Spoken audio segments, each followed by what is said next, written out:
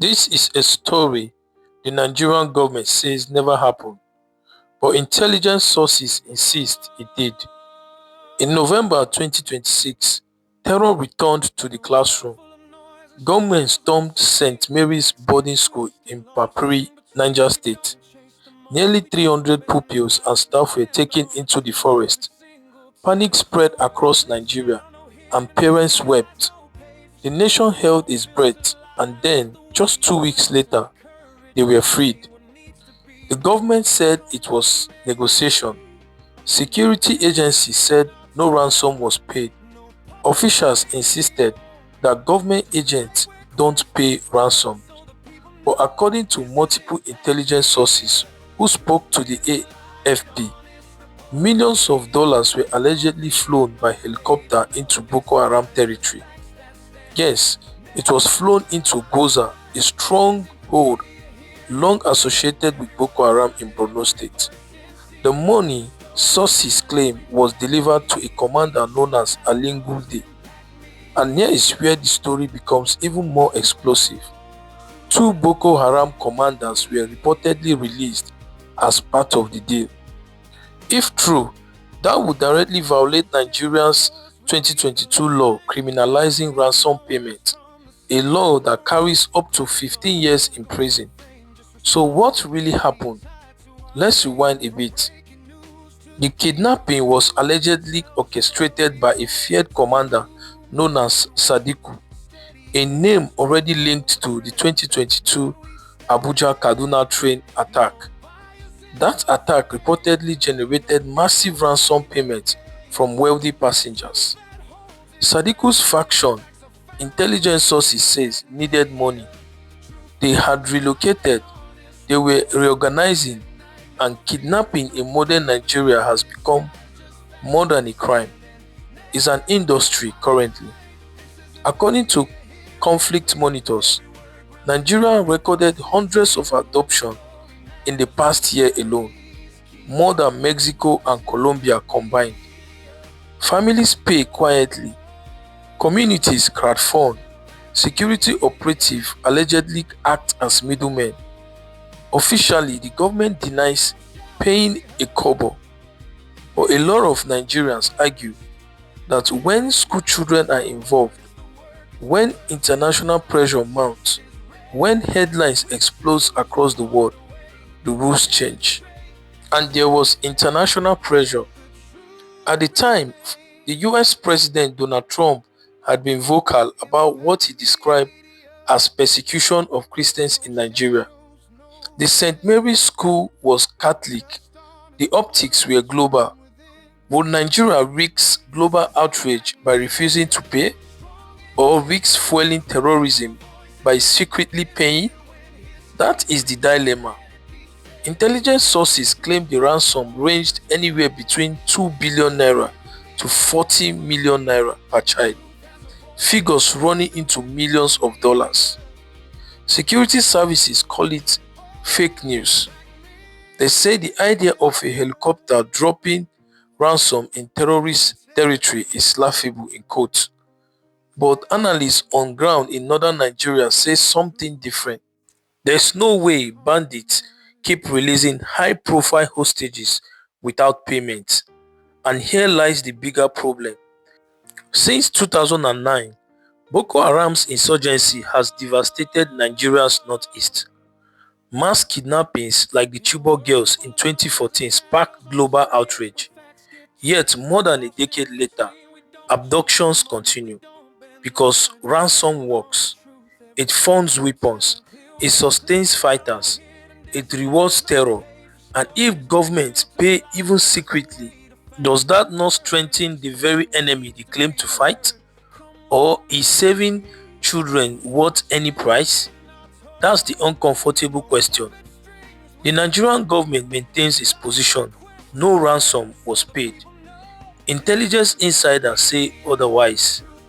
The truth may never be publicly confirmed, but one thing is clear. In Nigeria today, kidnapping is no longer random chaos. It is structured, it is strategic, and it is profitable.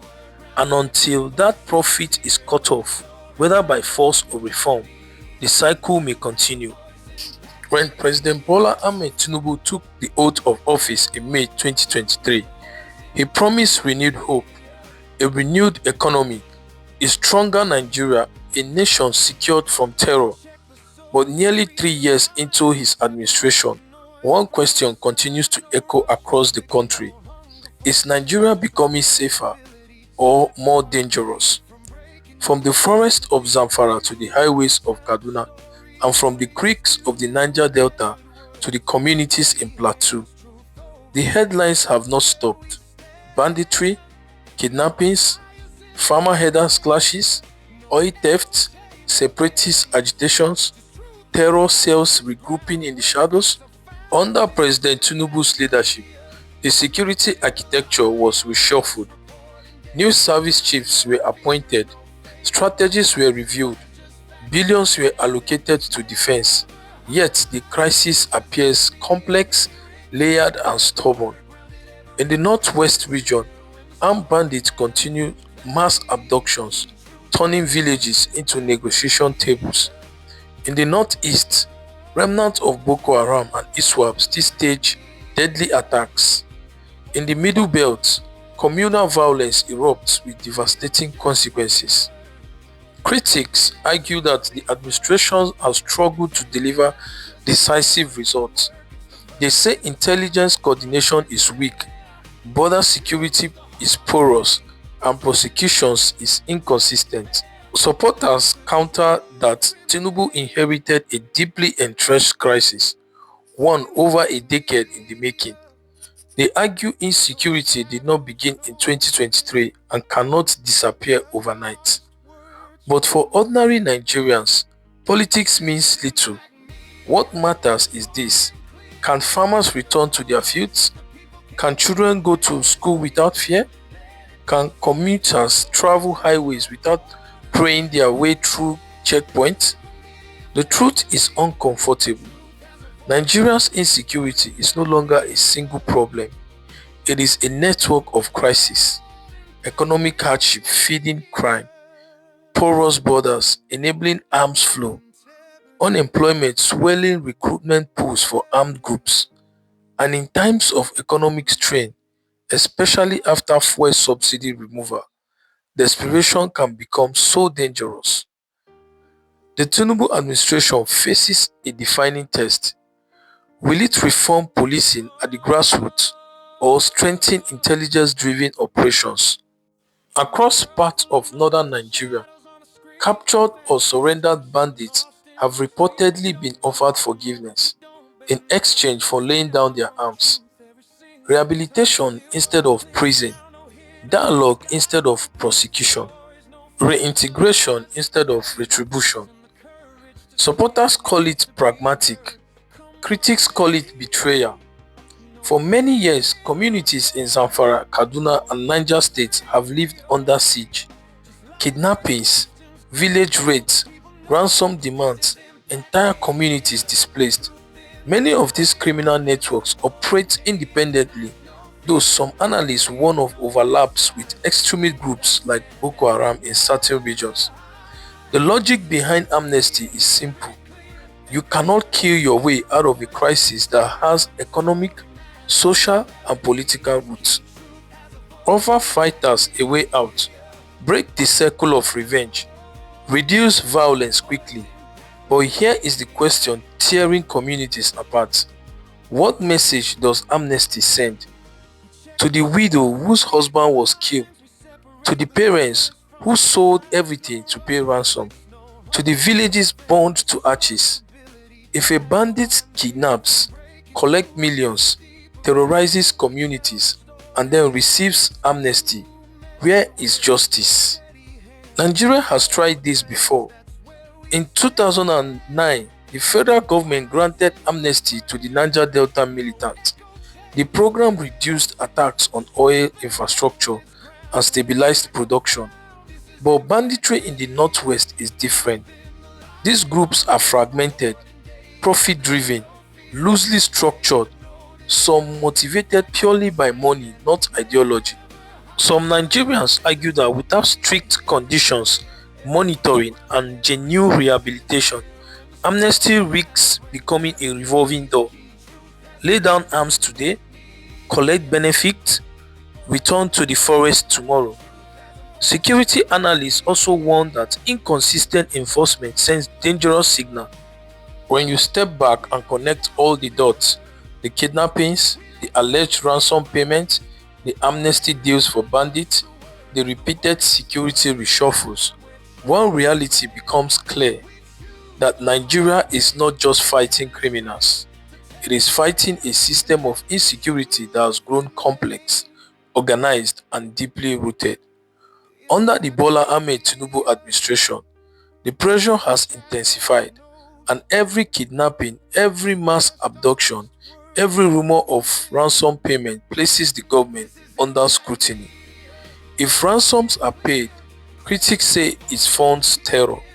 If ransoms are not paid, innocent lives hang in the balance. And if bandits are granted amnesty, victims feel abandoned. If no amnesty is offered, violence may escalate. It is a dangerous balancing act. Groups like Boko Haram did not rise overnight. Bandit networks did not form in a vacuum. Years of weak enforcement, poverty, arms proliferation, corruption, and poor rural governance created fertile ground. Now the country faces the consequences. The bigger question is not just whether ransom was paid or whether amnesty is right. The real question is, does Nigeria have a long-term security blueprint, one that goes beyond reacting to headlines? Because without strong intelligence, judicial reform, border control, economic inclusion, and local policing reform, history will not judge this administration by speeches or press statements, but by whether ordinary Nigerians can live, travel, farm, worship, and send their children to school without fear. That is the true test of leadership, and that is the verdict the future will deliver. What do you make of this story? Please comment your thoughts in the comment section. Thank you for listening. This is Impact Media. I will see you again in the next video. Thank you.